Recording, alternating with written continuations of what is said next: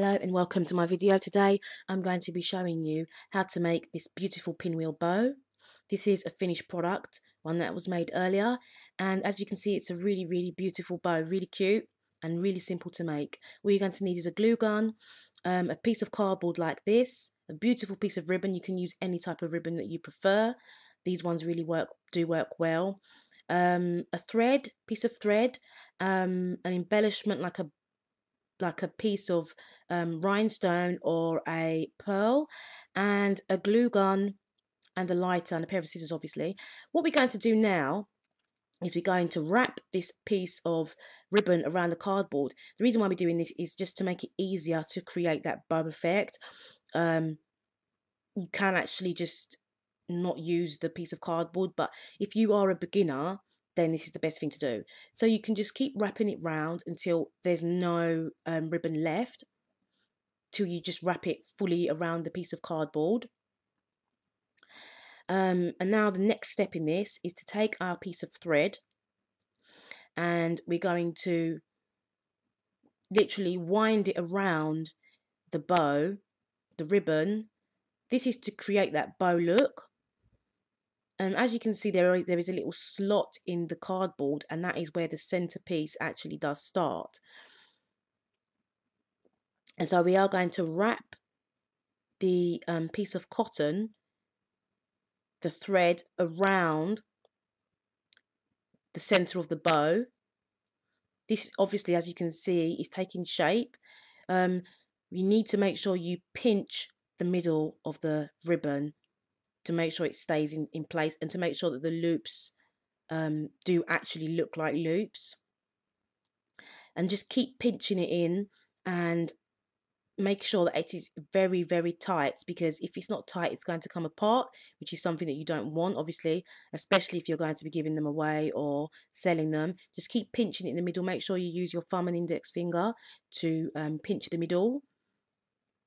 It's really easy to do, but it does take practice to get it looking perfect.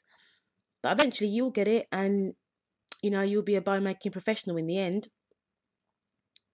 So just keep on twisting it round until you feel like it's tight enough, and that is, just make sure that it is extremely firm and that you doesn't feel kind of loose, because that's obviously, you obviously don't want that. So now what you're going to do is going to actually tie the piece of thread around each other like that. If you don't have very nimble fingers, then you might have a problem doing this, but it should be straightforward. As you keep doing it and practicing, you'll get used to it.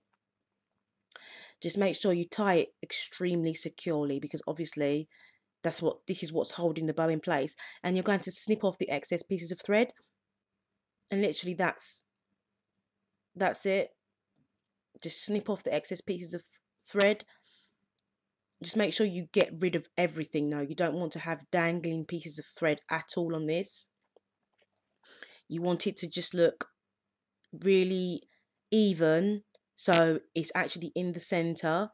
And if you wanted to, you can just, like I'm doing, just spread out the bow a little bit, just to poof up the loop, to make it look a little bit more like a bow, and to make it look cute. You don't want it to be flat and look lifeless. You want it to look like a bow.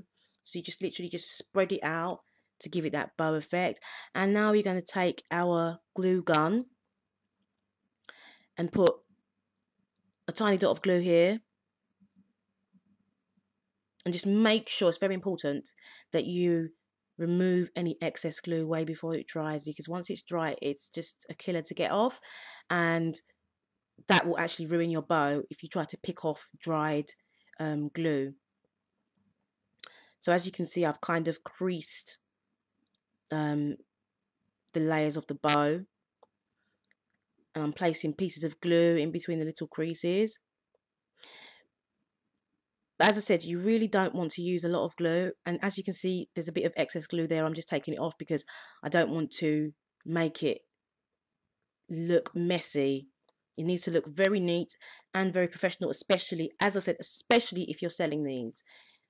If you're planning on selling these online, on eBay, or anywhere like that, or an online craft store, you need to make sure these look perfect.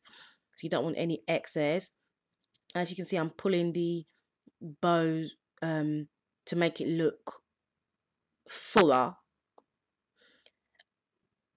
and make it look like a bow.